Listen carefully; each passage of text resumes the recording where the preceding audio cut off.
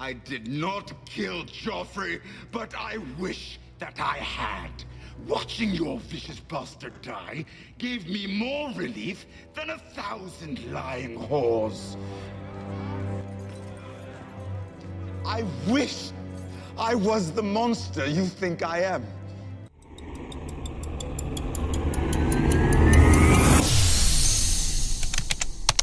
That line was not grief. It was not collapse. Tyrion Lannister knew exactly what he was saying, exactly who he was saying it to, and exactly what it would cost him. The monster was never real. But the decision to become one, right there, on the floor of the Great Sept, in front of every face that had ever called him that decision was as cold and precise as any move on a Savas board. What you are about to understand is not a breakdown. It is the most controlled thing Tyrion ever did. To calculate the atmospheric pressure of this Great Sept, we must understand what Tyrion Lannister walked into that hall already knowing. He had not come to be judged. He had come to watch a performance, one that had been rehearsed without him. The judges were his father. The witnesses had been coached. The woman he loved had been placed on that stand and handed a script. Shae was not there to testify. She was there to execute. And she did it perfectly. Every word she spoke was technically accurate and completely false. She named facts and removed everything that made those facts human. Tyrion sat through it. He listened to her describe their relationship as transaction. He watched the faces in the crowd absorb the version of him that his family had always needed the world to believe.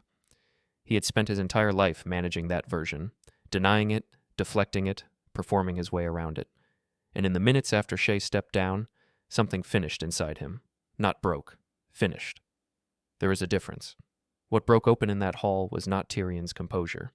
It was the last remaining reason to maintain it. I saved you. I saved this city. And all your worthless lives.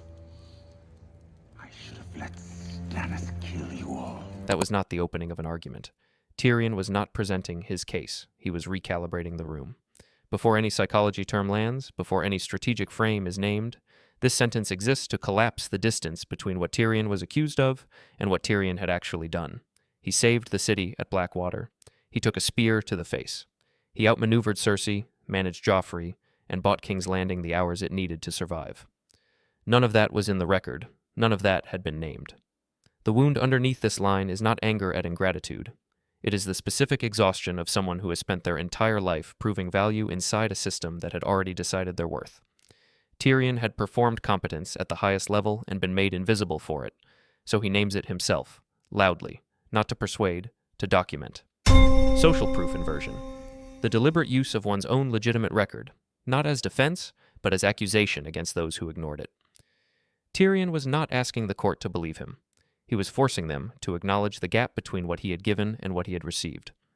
Social proof inversion does not argue innocence. It argues injustice.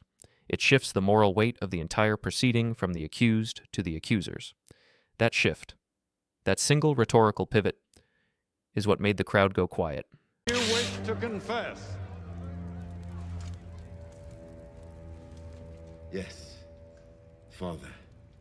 I'm guilty. Listen to what Tyrion does here. His father asks a yes or no question, expecting denial. Tyrion says yes. The room lurches. Everyone leans forward, and then he defines the crime himself, on his own terms, not theirs. That sequence is not accidental. It is a rhetorical trap. He used his father's procedural question as a launch point to reframe the entire charge. The wound here runs deep into childhood. Tywin Lannister never treated Tyrion's birth as a medical event. He treated it as a verdict. A dwarf born the same night his wife died was not a son. He was an omen. Tyrion grew up with that verdict already issued. He spent decades trying to appeal it through wit, through service, through loyalty. The appeal failed, so at this moment, in this hall, he stops appealing. He accepts the verdict, and immediately explains what it actually says about the court that issued it. Stigma weaponization, the act of accepting a false social label and redirecting it as a mirror aimed back at those who applied it. Irving Goffman's framework on stigma describes two responses available to a stigmatized person. They can try to pass as normal, or they can turn the label into a site of resistance. Tyrion had been passing his entire life. At King's Landing, in the Vale, in every room that required him to prove he was more than what he looked like. That performance ends here. He stops passing. He accepts the stigma and then turns it into a surgical instrument aimed directly at the people who branded him. I'm guilty of a far more monstrous crime. I'm guilty of being a dwarf. You're not on trial for being a dwarf. Oh, yes I am. I've been on trial for that my entire life. Tywin says, "You are not on trial for being a dwarf." That line is not reassurance, it is exposure, because Tywin believes it completely, and the fact that he believes it is the most damning thing in the room. He has managed his entire life to not see what he has done. He does not understand that the trial began the night Tyrion was born. He has never had to understand it. That is the privilege that Tyrion's reply strips away. The specific weight of Tyrion's counter is that it is completely verifiable. Every slight, every exclusion, every corridor where guards moved to block his path, every council table where his intelligence was used but never credited. The trial has been ongoing for decades. This proceeding in the Great Sept is simply the first time it has been given a name.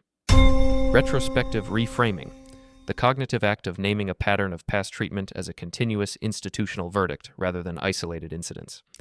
Retrospective reframing is powerful because it cannot be argued against without the other party admitting the pattern. Tywin cannot say the pattern does not exist because the trial Tyrion is describing is sitting right in front of them both in real time.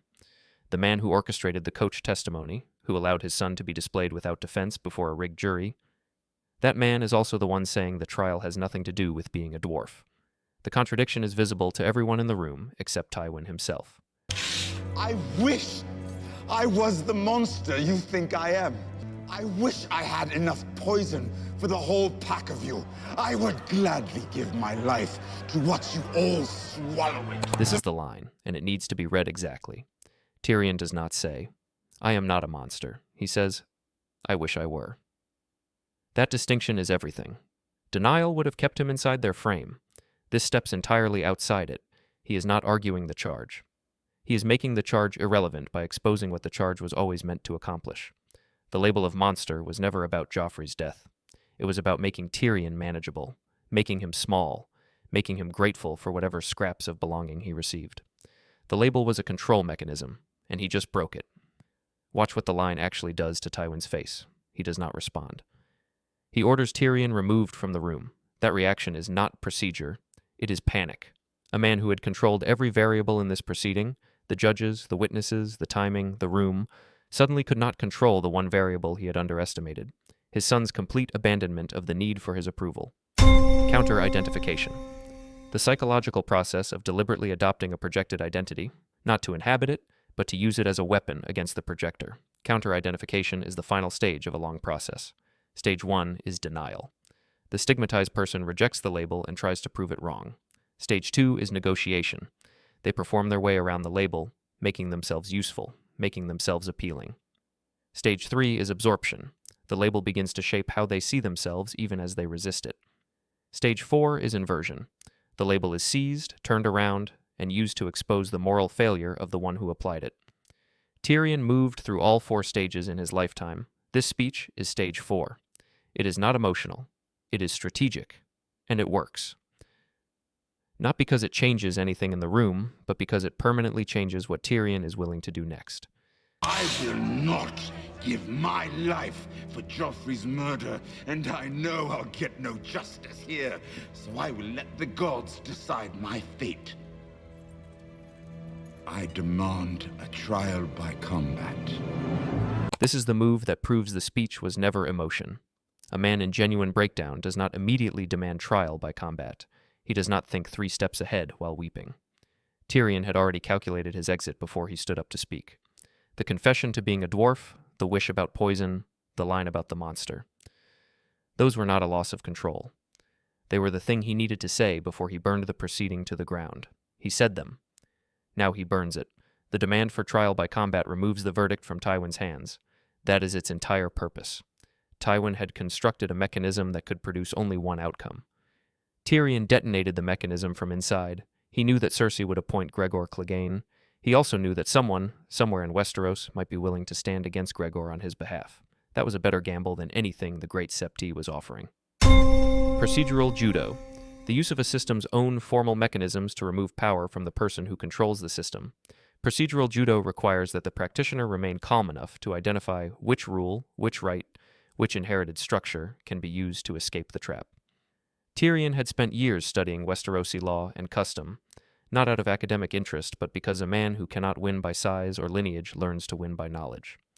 He knew the trial by combat provision existed. He saved it. He deployed it at the exact moment when emotional performance had already destabilized the room. The speech was the distraction. The demand was the exit. But here is what the show never told you. In George R.R. Martin's source material, Tyrion's speech is not triggered by Shae alone. Before Shae takes the stand, Tywin tells Tyrion the truth about Tysha, the girl Tyrion married as a young man, who Tywin told him was a whore paid to sleep with him. She was not. She was real. The love was real. Tywin had her gang-raped by his guards and forced Tyrion to watch, to teach his son that he could not keep something that the Lannisters had decided he did not deserve. Tywin revealed this truth in the Great Sept deliberately, as a weapon, a final humiliation before the verdict. The show removed Tysha entirely. Without her, the speech looks like a man driven past his limit by betrayal and grief. With her, it is something far colder.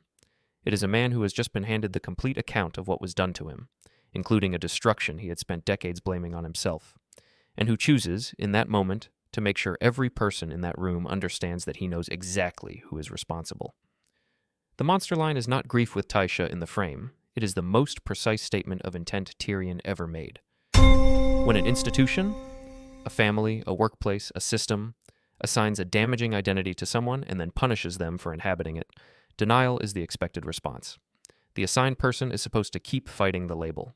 That fight keeps them inside the frame.